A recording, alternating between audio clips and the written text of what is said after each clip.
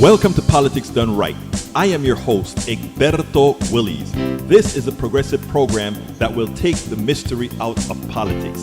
This is the program that will encourage you to make sure government becomes we the people. Whether you are liberal, progressive, conservative, or otherwise, you get to air your point of view. We are an independent media outlet that, unlike mainstream media beholden to corporations, we only owe allegiance to you. Remember, you can also send me a tweet at EGBERTOWILLIES. That is at Egberto Willies. Let us engage. It is Politics Done Right. Well, folks, welcome to one more edition of Politics Done Right. I'm Egberto Willies, your host. Thank you so kindly for being part of the show. We are going to have a great show for you today. But then we say that every day, and we mean that every day. Anyway, welcome aboard. In the house, we have El Señor. There was a time that this headphone was working in such a manner that I could hear things in the headphone, but somehow it must have turned off. I got to figure that out. Anyhow, folks, how are my peeps doing? I imagine my peeps are doing fine. Para ver, welcome aboard AVQ. ¿Cómo estás? Great to have you here, my brother.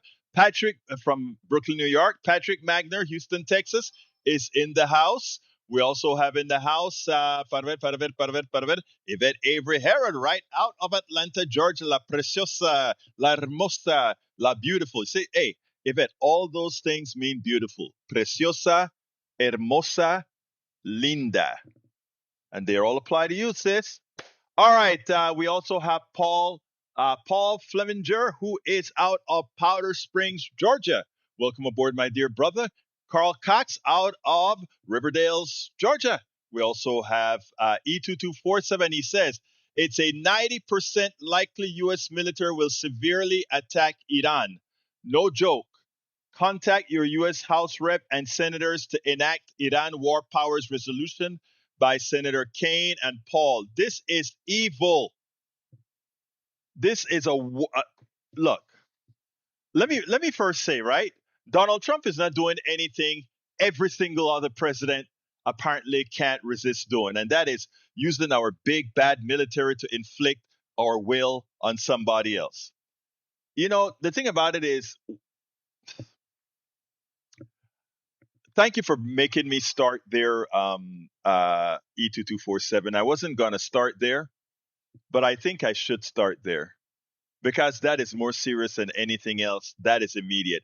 Please address the issue of and 3 questions arising from Pentagon contractors. More than half of Pentagon $1 trillion budget spent in the name of security. Question number 1. How is that reality impacting U.S., Israel, and others versus Iran war? Nazis and Nuremberg trials were hung for planning and waging, that is from Rudnan, Regional War of Aggression. Okay, throw your 3 questions into 2247. Let me get to it. Anyway, welcome aboard from the chat. Now we have Joe from Los Angeles, California. John Era, welcome aboard. BG Gigero. David, welcome aboard. He says, good afternoon, folks. Daniel Parker, Chris Tolkien, March K. How you doing, March K? Tú también eres una preciosa. We also have Christobin, Lynette. Lynette, tú también eres preciosa. And she is usually the one who runs our chat. I can see she introduces herself to everybody. Thank you, Lynette. Lynette is out of Northeast PA. She says, hello, Egberto, team, and all of our Substack friends.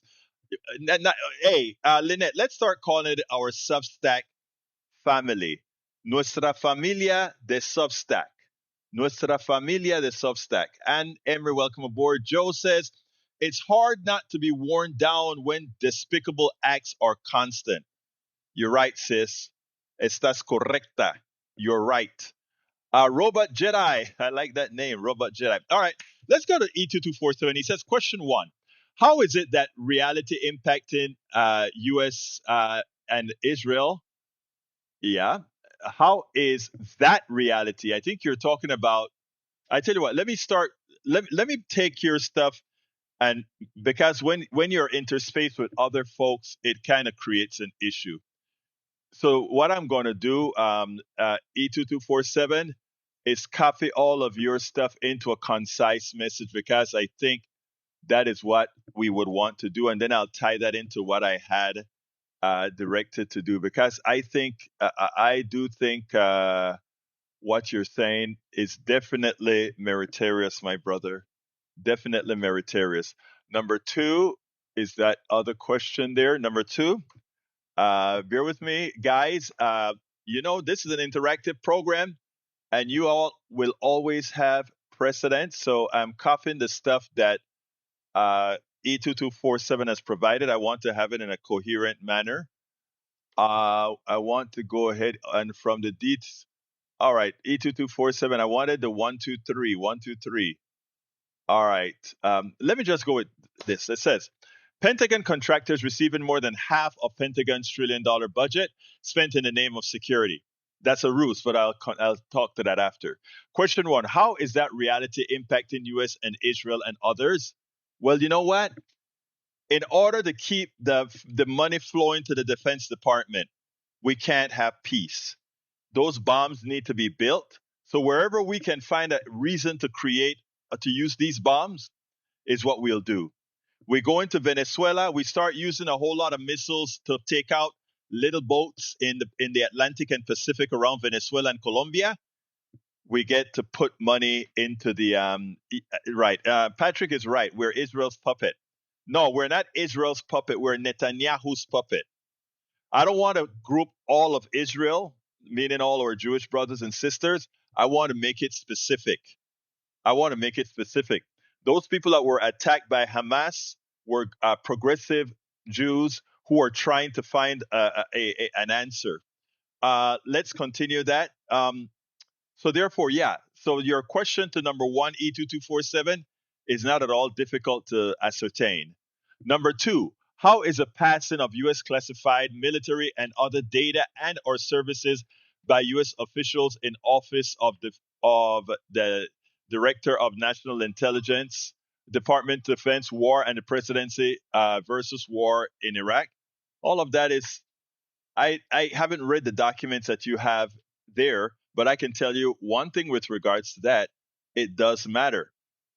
We used to have a tenet where we tried to keep ourselves secure.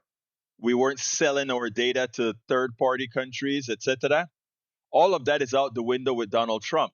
And it started from his first administration when he had Larkov and all these guys in the Oval Office, not knowing whether these guys would put whatever unknown types bugs in that office. So there's more to that as well. But your third question is, how is it that our oil always get beneath their soil?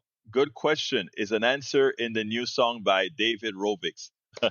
I don't know what the song is, but no, it's not our oil. It is their oil. We are nothing but pirates who would go pilfer, which is what we do well. But it's not just us who do that. It's all those who follow the tenets of capitalism because of the extractive nature of what capitalism represents. That's what it really is. Okay, let's start going to the top. Let's see. Egberto, would appreciate your take on this rap culture versus Epstein. Is there music in there? You didn't tell me. If there music in there, let me know. All right, Epstein divides MAGA. The world. Let me go ahead and put one of your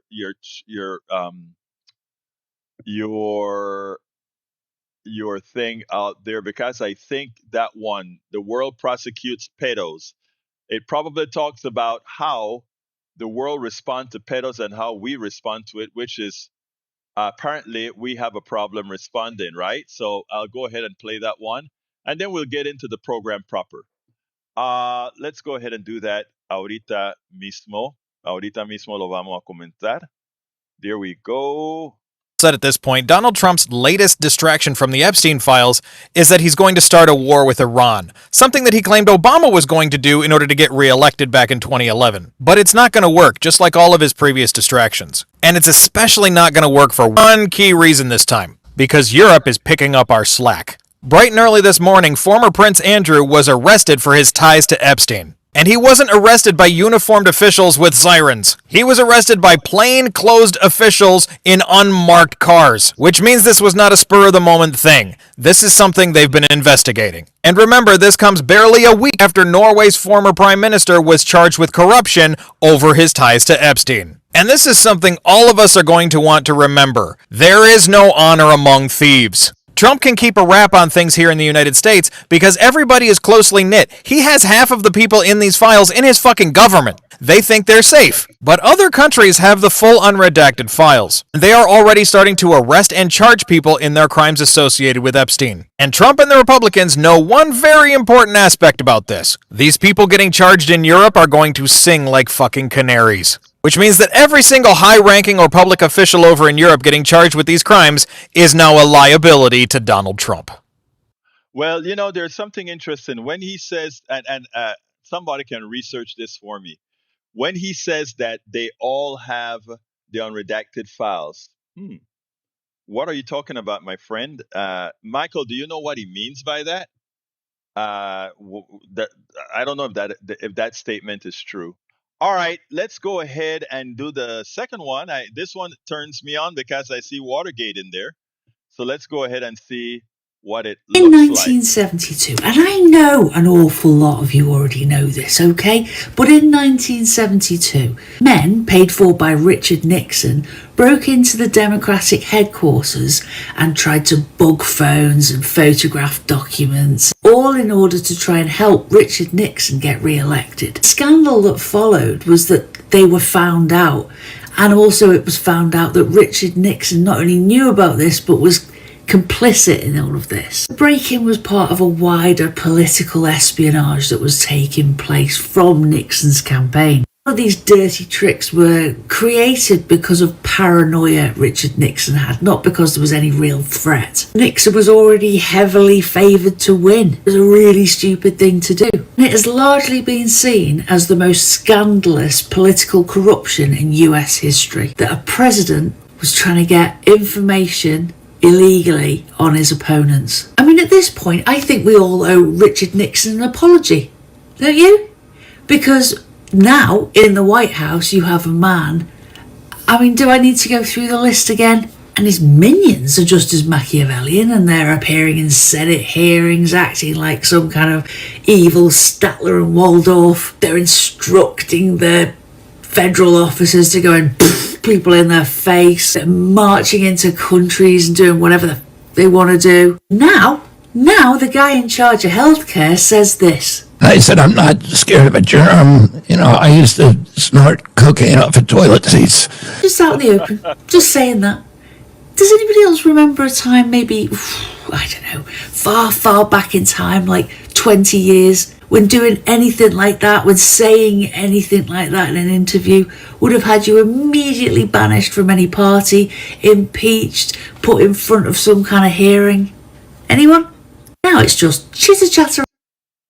Yeah, that's funny. Anyway, let's now get to the program. All right, thank you for that, Michael Rudnin. I'm going to start where E2247 brought us, because it is really serious. I had Iran as the third topic, but I think I'm going to put it as the first topic because I think you're actually very right, E2247. Here we go. How does this end? Good article by Truta Parsi. The Wall Street Journal reports that President Donald Trump is considering a small attack to force Iran to agree to his nuclear deal. And if Tehran refuses, escalate the attacks until Iran either agrees or the regime fails. How did that work in Iraq again? How did it work in Iraq? Yeah, we toppled the government and we got stuck there for how many years? My God, we never learned. But I'm going to tell you something. It's not that we never learned. Let's go to I think it was item 1 from what E2247 spoke about, the defense industrial complex. Yes, we need to spend money to subsidize the socialist portion of our defense industrial complex. All right. First of all, the deal Trump has put forward entails Tehran completely giving up its nuclear program in return for no new sanctions, but no actual sanctions relief. This is, of course, a non starter. Therefore, there are hardly any other sanctions the US could impose on Iran. And the current level of sanction is suffocating the economy. That's what we do, right? We just, because we control, guys, I don't think you understand when we fall as a country, how bad it's gonna be. We can do crap like this and get people pissed off at us because we control something called SWIFT. That is the exchange of monies around the country all the international countries use, right? But there are alternatives that are built, and there's a one in Singapore that China uses. I can't recall the name of it right now. That is doing a whole lot of transactions in the Pacific. There's also BRICS that's coming to pass with Brazil, Russia, India, China, South Africa, and about 12, 13 other countries as well. That these are creating these different not micro, spheres of economic interests. And when that occurs, our dollar, our great dollar, a piece of paper, that its only value is that people have faith that we are going to be stable, will no longer be valuable as it is. And it's going to take some time, but the decay has started. But what we are doing with SWIFT is showing people, showing Iran, and showing all these other countries that we can use the dollar as a weapon, a weapon more effective than the nuclear bomb. So let me continue. Accepting this deal would not enable Iran to escape its economic dead end, but would only prolong the economic decay while depriving it of the nuclear leverage it believes it needs to free itself from existing sanctions. Why does North Korea, nobody mess with North Korea? Because they have the bomb. And we don't know what the hell they'll do with it. That's why they don't mess with North Korea. But I'm going to continue with the bomb in a little bit more. But second, according to my sources, Trump recently also floated the idea of a smaller attack, with the Iranians responding symbolically by striking an empty U.S. base. But Tehran refused and made clear that any attack would be responded forcefully. Trump may hope that with a much larger strike force in the region, Tehran will reconsider its response. Really? Let me tell you, we are in an election year. Prices are high. The oil prices have sort of been dilly-dallying but regulated, because the truth of the matter is the world has a surplus of oil by a ton. Don't let anybody fool you. We have a surplus of oil. Canada, the United States, the fracking, all this stuff that we don't want to do, but we got a bunch of oil. Okay? So oil is artificially high right now. Artificially high. Artificially high. Yeah, we're going to get to tariffs as a second subject, beautiful Lynette. The prices of oil is artificially high. Not as high as it could be, but artificially high. What do you think happens if we attack Iran? And if Iran wants to inflict pain on Trump and destroy the Republican Party, all they got to do is start blowing crap up in the Strait of Hormuz. And we have our military. Look at what we've done. People, I want you to show you how stupid, I don't like to use that word, but our government is, and that the military is not talking back to Trump on that. We brought a whole armada off of Venezuela. We just need, if we really wanted to do some damage to Venezuela, one ship will scare those folks, because that's how it is. But we brought a whole fleet in the Caribbean. Then we rush up another fleet out to Iran, out in the Mediterranean. How the hell do we protect the Strait of Hormuz? Take a look at how big coverage this place is. No one military can do that. And do you think Europe is going to help us? Do you think Europe, who we've maligned, is going to send the French Navy, the German Navy, and all these other guys to protect us when Donald Trump screws us over? And they start blowing ships up in the Suez Canal? I sit down and wonder what the hell these people think about. Then what do you think that does to prices? And let me tell you better. If you think our corporations are coming to the aid, once those ships are blown up, our corporations are going to say, wow, it's better for us to sell our oil overseas. Yeah, we'll process a little bit of X and Y here, but send our oil overseas. People, what is about to be unleashed by having a dumb president and a group of folks who are willing to follow him blindly, as opposed to tell him that what he's doing is that of what a mentally incapacitated person would do. It's amazing. All right. But it is difficult to see why Tehran would, since caving to this military threat, likely will only invite further coercive demands, beginning with conventional middle options such as missile capabilities. That is Iran's last remaining deterrent against Israel. Without it, Israel would be more inclined to attack and cement its subjugation of Iran. I am likely to say something, right, that nobody's going to immediately agree with.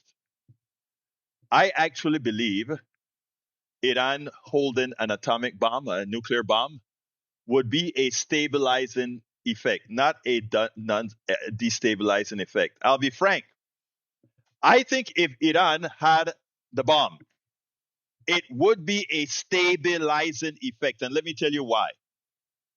Because the degeneracy of Israel just indiscriminately going into Iran and killing nuclear scientists and killing scientists and bombing indiscriminately would stop. You'd have some form of deterrent, just like we have deterrent against North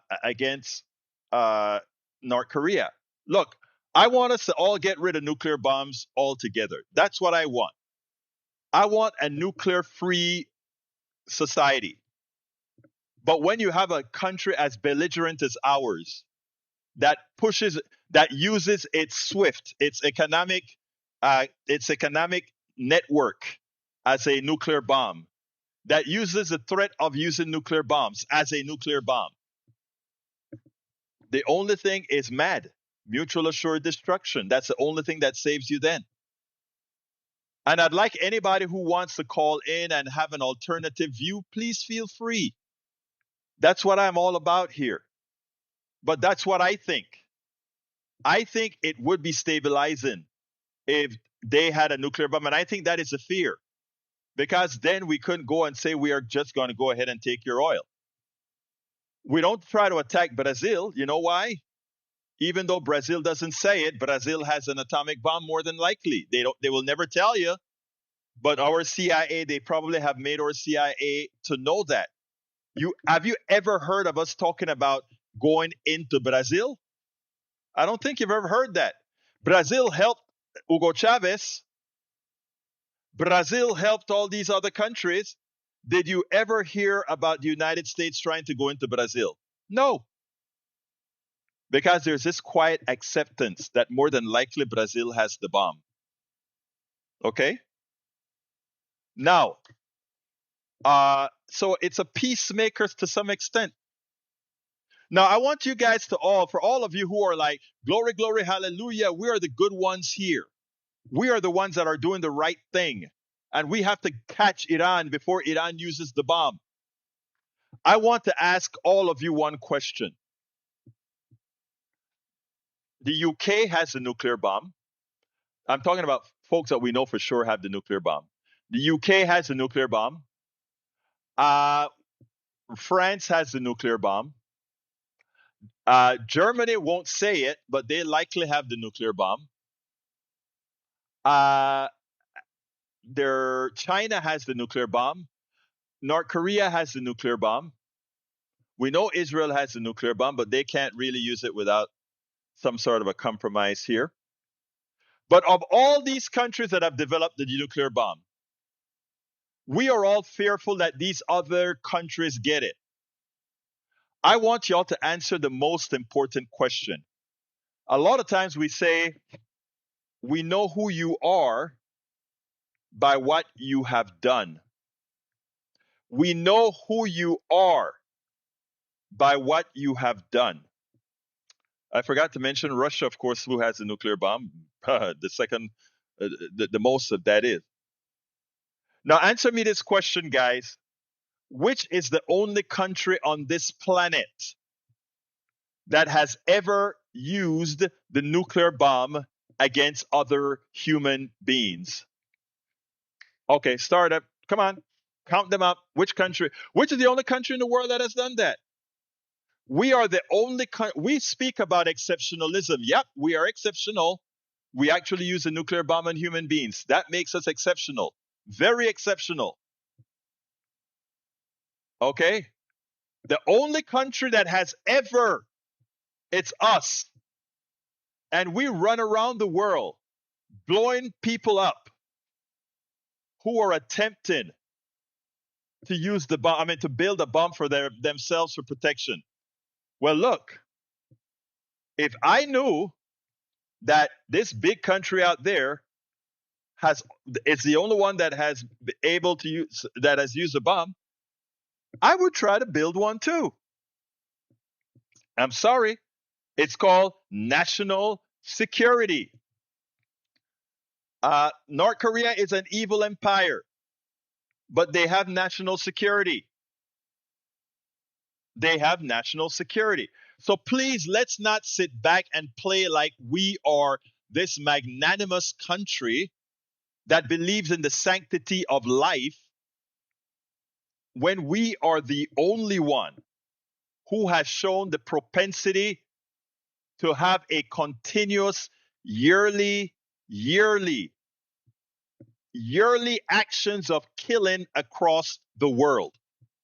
That's who we are. And by the way, I'm not saying that's who the American people are.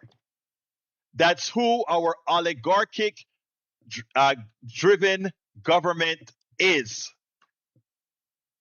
That's who our oligarchic government is. Like I mentioned on all our shows, our people, our human beings, our American citizens are good people. Unfortunately, they're also gullible.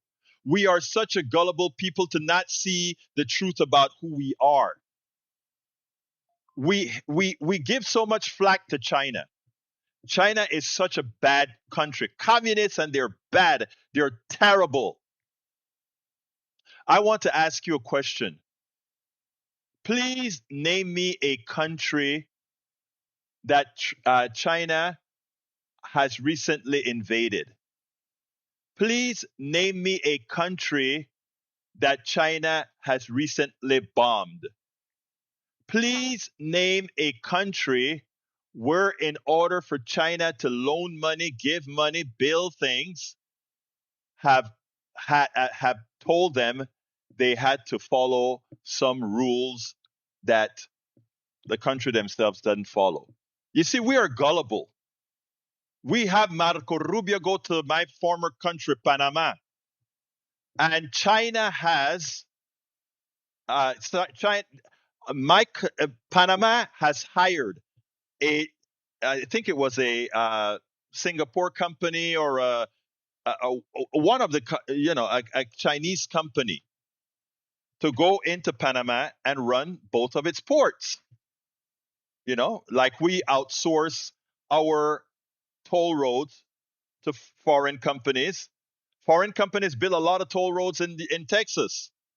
Well, Panama hired a foreign country, China, to run two ports. Not own two ports, run two ports, Balboa and Cristobal. Marco Rubio comes to Panama and threatened Panama to take back the canal. And suddenly the Supreme Court in Panama has to say the contract they signed with the Chinese was unconstitutional. And now one of Trump's crony companies is supposed to be running the ports on the Panama Canal. Marco Rubio came to Panama and he was going across the Puente de las Americas. There we have that big bridge that you see over the canal. There is a little park there, and it's a park that was built by Panamanians to give umbrage to to Chinese, just like like we have a little Chinatown here in Houston, and we have a little memorial to Vietnam and that sort of stuff. And Marco Rubio saw that, and apparently he didn't like it. And what did the alcalde, the mayor of Araihan, I think it was Araihan, did? They overnight, they bulldozed this memorial that was made to Panama. I mean, to China in Panama. China has been going around the world doing good things. I mean, no country is benevolent. I am not trying to be an apologist for China or anything. I'm agnostic. I am completely agnostic. I say to each their own. In America, I want to have a free enterprise country with a very, very strong social safety net. That's what I want for America. And guess who else wants that for America? Every single American. Every single American want that. They want to be able to form their own little business if they want to. And they want to be able to have good health insurance that covers everything. And they want to be able to have, in the event that they need care for their kids, subsidized child care, family leave. They want all of that. That's what I want. That's what most people want. But that's not what corporate America wants. So we create all these boogie people, and we create all this stuff around the world. And they're all tied in. They are all tied in. Okay? They're all tied in. So when we ought to smarten up ourselves, people, we have to get smarter. We have to get less gullible. And we have to look through the things not of what they are telling you to see, but to see what your eyes are seeing and what your eyes are telling you. So in conclusion of us invading Iran is more than just a distraction. For those who think he's invaded Iran as a distraction from Epstein, that is just a side effect.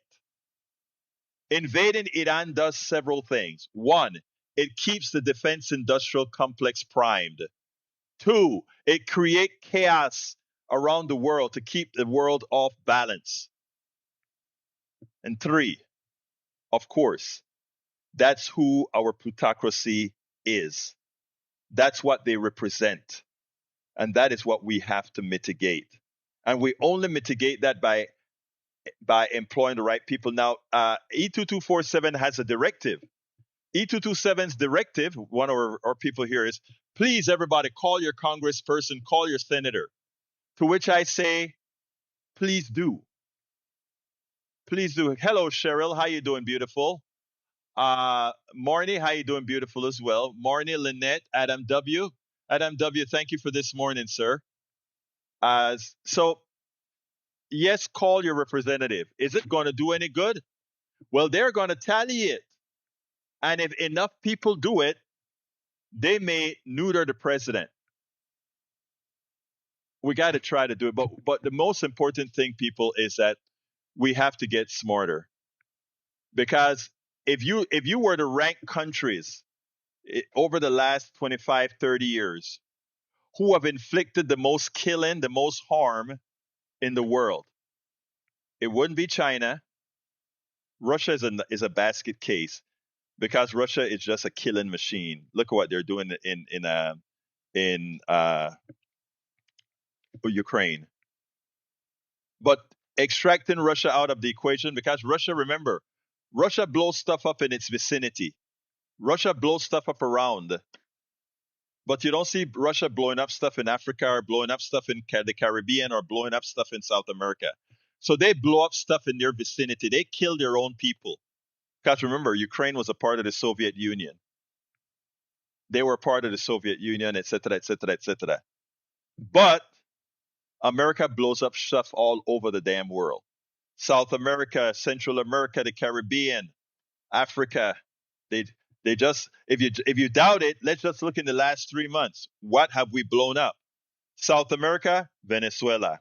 Africa, Nigeria. The Middle East, Iran. Okay? We blow stuff up all over the world constantly. And by the way, those three that I mentioned were all this year. All this year.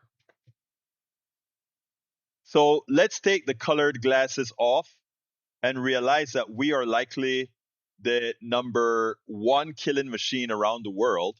While Russia may kill more people in that they're in a war with Ukraine, we just go out and then indiscriminately kill people. Look at what we're doing with the boats in the Pacific. A Trinidadian, they blew up a boat, killed a Trinidadian father and son, I believe it was. But we believe in the sanctity of life, right? We sure believe in the sanctity of life as we kill, and kill. Don't buy into the stuff. We are, by the way, our government, United States of America, represents us. And when they do these things in our name. Most Americans, most of us are good people, but our government kills in our name, and we have to take the blowback for what they do. If he goes into Iran and Iran reciprocates, it is we, it's not Air Force One that's going to get blown out of the sky. Is some one of you going to either France or England or Scotland or wherever you go? It's your airplane that is being blown out of the air as retaliation, right? Because every smart country will retaliate. E2247 says Kiev was a large urban center when the site of Moscow was still woods. If anything, Ukraine's settled Russia, not the reverse scenario. I don't know enough history of that E2247, so I'll leave that up to you. That is history I haven't been up to speed on. Probably I should. Okay? When I don't know something, I say I don't know something. Okay, here's the deal. Leave the Bearcat says, what country sponsors terror openly? Hamas and the Houthis. Well, we don't have to sponsor terrorists, my dear friend, because we blow up whatever the hell we want to blow up, and we do it without question. So we don't need terrorists. These other countries need terrorists because they need plausibility of abstraction. They need plausibility of abstraction. That's why they use terrorists. But what we do is no different than what the terrorists do. Look at what we did in Panama. Look at what we did in Panama. We wanted to get Manuel Antonio Noriega. And to get Manuel Antonio Noriega, one person that we claim was infecting America with drugs, we killed 10,000 Panamanians. How is that different than what Hamas did? Please tell me. Please tell me how those dead Panamanians feel any different than our dead Jewish brothers and sisters. Please tell me. They're all dead. They all were dead by a violent means of explosives, guns, all dead. How is it different? Please tell me. How is it different? We don't need to have terrorists work on our behalf. We do not need as a country to have terrorists work on our behalf. And when you learn those concepts and stop seeing ourselves through rose glasses, you would stop these people from executing on our behalf. Because when the United States do the things against other countries, we take the blowback. All right. Wow. Oh my God. I didn't realize I was really bloviating today. Not bloviating. I was telling truths now. What I said was all truth. What I said was all the truth. Now let's go ahead and get into some stuff here. Donald Trump got his ass kicked today. He got his ass kicked today. Donald Trump, the Supreme Court, in no uncertain terms, by a decision written by the chief judge Roberts to make it known that yes, this is what we believe. A 6-3 decision told him that he was full of crap. He doesn't have the authority to levy tariffs indiscriminately. He doesn't have the power. I want you to listen to his response. This is the response of a loser, but after the response, I have an admonition for our Democrats. But check this out, and then we'll take it on the other side. The Supreme Court's ruling on tariffs is deeply disappointing, and I'm ashamed of certain members of the court, absolutely ashamed, for not having the courage to do what's right for our country. Foreign countries that have been ripping us off for years are ecstatic. They're so happy. And they're dancing in the streets, but they won't be dancing for long, that I can assure you. We can use other of the statutes, other of the tariff authorities, which have also been confirmed and are fully allowed.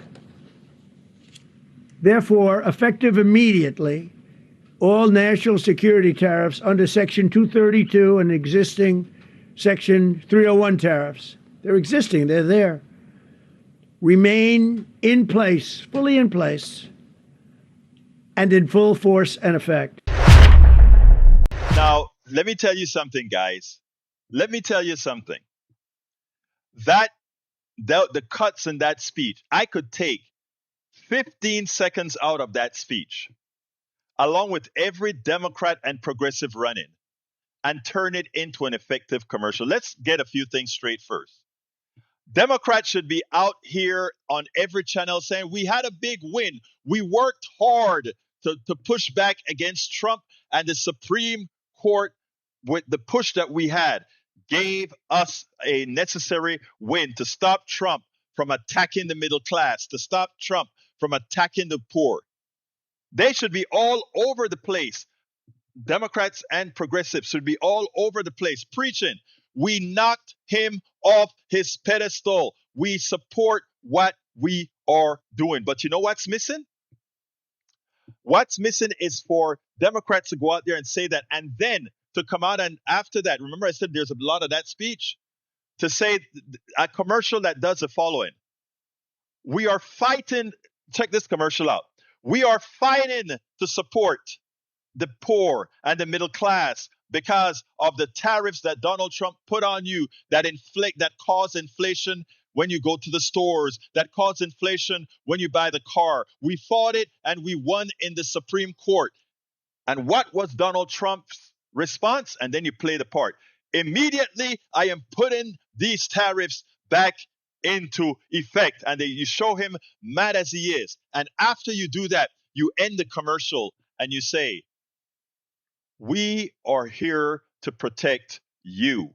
He is there to tax you. And I mean, I just came up with that offhand. But what I'm saying, you can clean that up very well with the right kind of music, and to show that even as we pointed out that he lost in the Supreme Court because he did something that is illegal, even as we show that it has increased your taxes, even as we showed all these other things, he comes back, that obstinate man, and come back and says, I am reinstituting these tariffs now. Your president is screwing you. All these things write themselves. My brother Patrick, talk to me. A whole lot to talk about on this program, but the first thing I'd like to ask you is, Lee the Bearcat brought up that we're dealing with terrorists, and we ourselves are terrorists. That's why we went to Vietnam and things like that. But I would like to ask you the question and have you direct it towards all of them. Are we dealing with any terrorism anywhere where we haven't induced a regime change, or we aren't stealing their labor and their resources? That is such a very smart question. Let me tell you what makes that so smart. Iran is supposed to be a friend of the United States. Iran is supposed to be a friend of the West. The reason they're not a friend of the West is when Iran decided with Mossadegh came into Iran and said, wait a minute, all these Western countries are taking all our oil and our people are getting nothing for it. That's the same thing that we've done to Venezuela, by the way. And then he said, I am nationalizing the oil. And that pissed off Britain and the United States. And they went ahead after that occurred and placed the Shah into Iran. The Shah was an evil guy who killed, who maimed, who did all these things, but at the same time gave the West complete access to their resources, stealing the resources from his people. So he was just a puppet of the West. And we are Westerners, Patrick, but we believe in fairness. What the corporations do to Venezuela, what the corporations do to Iran, that is not fairness. It is theft. And the only reason they revolted, and in fact, the Iran minister said it this morning on Joe Scarborough, the only thing that created these terrorists was us. We created these terrorists when we went ahead into these countries and stole from these countries. And that's a statement of fact. And anybody wants to argue that, feel free to call. Continue, my brother. Yeah, isn't it amazing that we only have a problem with places that have oil? Yes, it's amazing, isn't it? We don't speak of anyone else. Changing the subject a little bit, the short that Rudman brought in, nobody will be able to prove this, but to me, it would be very ignorant. I don't want to say ignorant, but I would say the possibility or the probability of other countries having documents that our CIA and FBI gathered would be extremely high, because the level of espionage that is leveraged on us is incredible. And then you put on top of it, we've had three terms of fairly incompetent individuals leading the country, and very true. And the FBI right now can't do anything. So I would be very surprised if there aren't copies out there. Well, you know what? Maybe not every single page. No. Hey, brother, I stand corrected. I stand corrected. I think.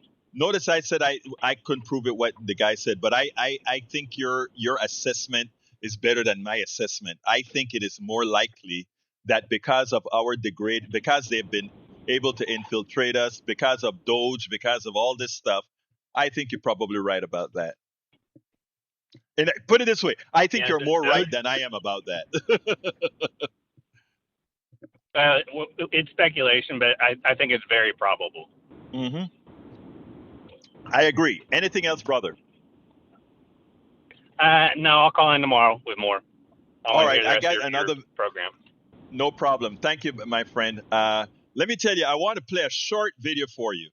There is a Republican senator that even as he tries his best not to hit his party, and he tries his best to make Democrats and progressives complicit, has pretty much said, my party is bat, you know what, crazy. It's taking us right over a cliff. Check this governor out. Oklahoma Governor Kevin Stitt on the state of our union. I think the American people want a president to give us real solutions, right? Let's stop the fighting. What are the real solutions? I tell people, some of my friends, when I'm back home, I'm like, it feels like we're a car racing towards a cliff. And right now, my party's driving and the Democratic Party's in the passenger seat. And we're fighting over the control of the radio. And our car is racing towards the cliff here. And then, in 3 years, we may have a Democrat driving and the Republicans will be in the passenger. And we'll still be fighting over what's on the radio. Congress is not getting anything done. We haven't passed a balanced budget in Congress since the 90s. Right. Bill Clinton was the last time that we actually had a balanced budget. A former governor. So we literally have a crisis that's facing us, and nobody seems to be talking about it. So those are the things I think the American people want solutions on. Just hoping we all survive the car ride the governor described there. Now, think about it. This guy wanted to talk about fiscal responsibility as well, right? And guess what? He had to admit something. The last time we had a balanced budget was under a Democratic president. You know, I get flabbergasted that of the constancy of people thinking that Republicans are responsible when they are the most irresponsible cats, period. From wars to economics to just about everything, to social programs, they are inept, completely inept. And you know what? The numbers tell you the economy has always done better under Democratic control. Again, Democratic control. And there are reasons, there are technical reasons why. But again, the governor got it right. Last video, because we're running out of time. The economy is failing. Donald Trump has a State of the Union coming up on Tuesday. And I hope that I think Steinberger or one of them are going to be given the reply. I don't remember which governor is going to do it, but I hope they have their I's dotted and their T's crossed, because the economy is tanking, the job rate is tanking, and the inflation rate is actually going back up, even if slowly. I want you to listen to this, and then we'll take it on the other side. U.S. economic growth slowed much more than expected at the end of 2025. The Commerce Department says GDP grew at just 1.4% at an annual rate in the fourth quarter. That's well below expectations. For the full year, the economy expanded 2.2%, down from 2.8% in 2024. And I've got to also say the thing that I'm most concerned about, that while inflation held firm in December, well above the central bank's 2% target, the thing that still concerns me the most about 2025 is just the tepid job growth. That is not a political statement. That is a statement about where the U.S. economy is right now, and how the AI revolution is not coming. It is upon us. How difficult it is for younger workers to find jobs. I fear this may be the beginning of a new normal. Let's bring in right now CNBC senior markets correspondent Dom Chu. Dom, we had a very slow first quarter. Let's just recap 2025, a very slow first quarter. The second and third quarters pretty high. I mean, the third quarter was a great quarter, but slowed down significantly because maybe the government shut down because of cutting in government spending. This number that we came in with, far below what most economists were expecting. They're expecting 2.5, 2.8%, came in much lower, and 2.2 for the year. What's your takeaway from what you've learned this morning?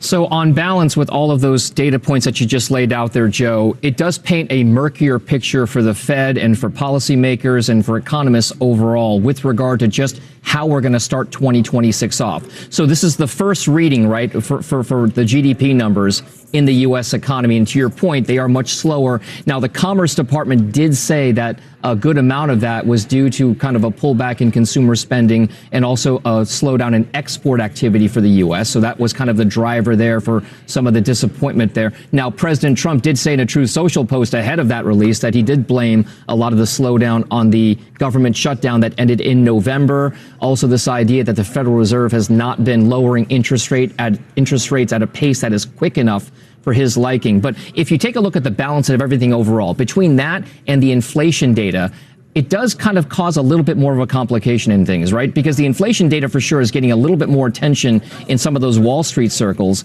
given what we are seeing in terms of the strengths and weaknesses in the U.S. consumer, to your point. Now, what the Fed may or may not do with interest rates because of this data remains to be seen.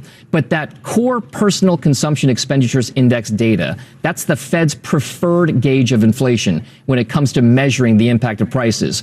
That actually came in, to your point again, a little bit firmer. 0.4% gain for the month. The year-over-year gain is now 2.9%. Again, ahead of that 2% target for the Fed. That's a big deal. If you strip out the effects of food and energy prices, which tend to be more volatile in nature, that month-over-month gain, again, 0.4%, which was also hotter than economists' expectations.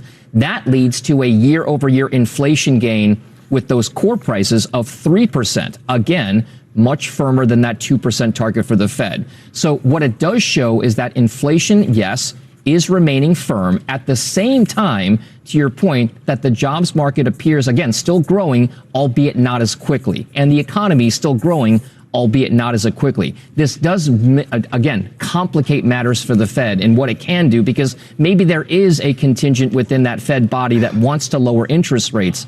But if they can do it with the economy slowing down at the same time, that inflation still remains high, that's going to be tough, guys. That is going to be tough. Anyway, we are close to the end of the program. We got 3 minutes. I see. Is that Chris Sampson, our correspondent in Ukraine? Chris, kind of type me a message if this is you, because I want to interview you with a update on what's going on in Kiev. I think you're in Kiev, right? Let me know if that's where you are. I really want to talk to you about some stuff I've been hearing about Ukraine. So let me know if that's you. I think it's you in there, Chris Sampson. And by the way, put your website in there, Chris, if so that people can see your work in Ukraine.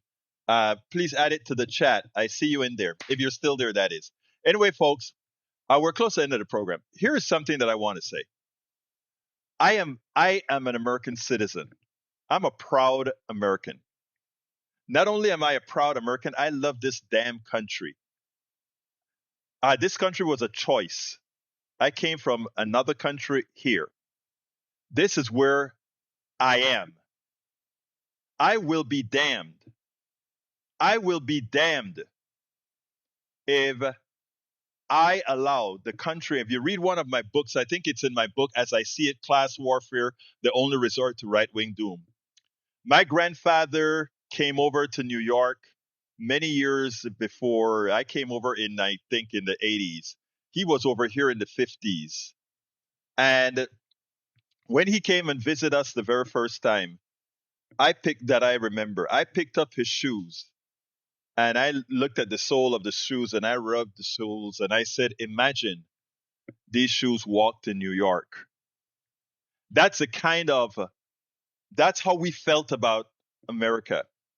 And a lot of us moved to this country by choice because of who this country says it is, or to put it more accurately, who it was striving to be. And from the time that I got into this country, from Reagan back, it has been on a steady decline. It has been on a steady decline. We will be damned if we allow that to continue. It is on us to make sure that growth that we've been making throughout the 60s, since the voter rights, since the civil rights, since the Great New Deal, since all these great things that were placed into society by good presidents, and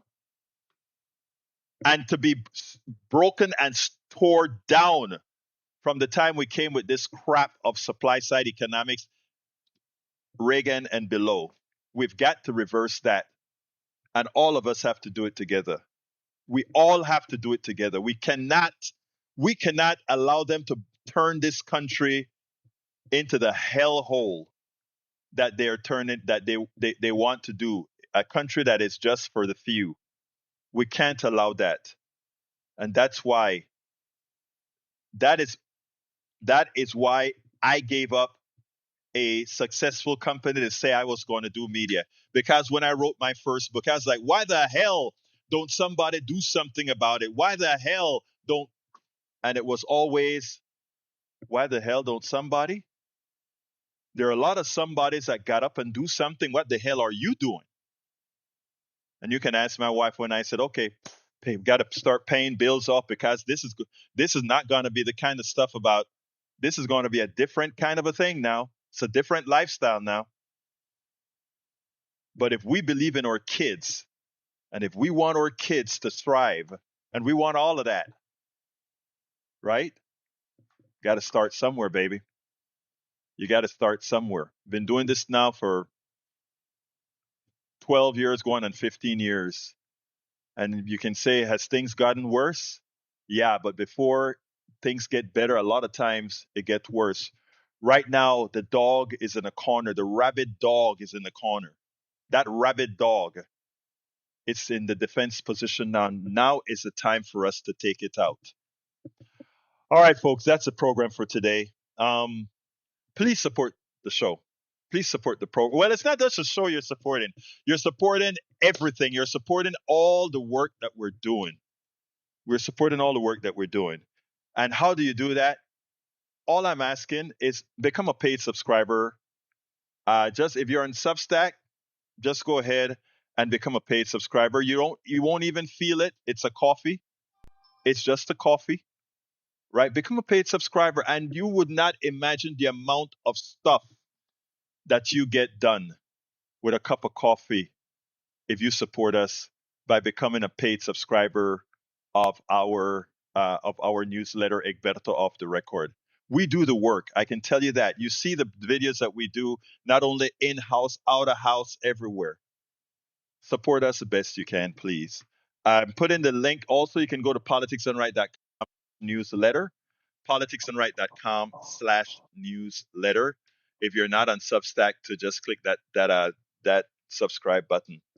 Anyway, I am over by 4 minutes, but I'll clean it up to get it down to an hour. Anyway, folks, look, you can email me directly, info@politicsdoneright.com, info@politicsdoneright.com. The newsletter, politicsdoneright.com/newsletter to subscribe. Please become paid subscribers if you have the wherewithal to do so.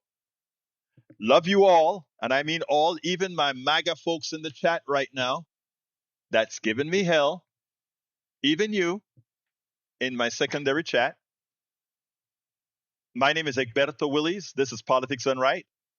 And you guys know how I end this baby. I am what? Out!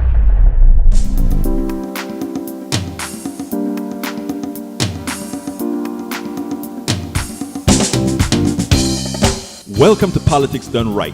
I am your host, Egberto Willies. This is a progressive program that will take the mystery out of politics. This is the program that will encourage you to make sure government becomes we the people. Whether you are liberal, progressive, conservative, or otherwise, you get to air your point of view. We are an independent media outlet that, unlike mainstream media beholden to corporations, we only owe allegiance to you.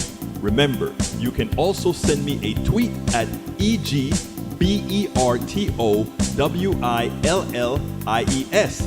That is at Egberto Willies. Let us engage. It is Politics Done Right.